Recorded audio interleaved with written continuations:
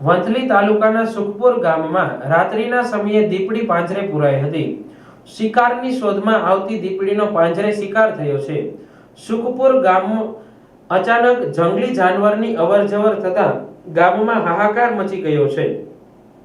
ગામમાં રોડ રસ્તા પર શિકારના વારંવાર કિસ્સાઓ બને છે અને અવારનવાર ગાયોના શિકાર થાય છે।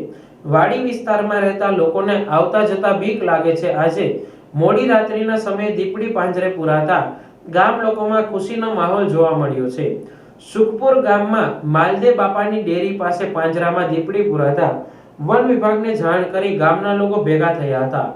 વન વિભાગનો સ્ટાફ ઘટના સ્થળે પહોંચ્યો હતો અને દીપડીને અમરાપુર એનિમલ કેર સેન્ટરમાં ખસેડી હતી।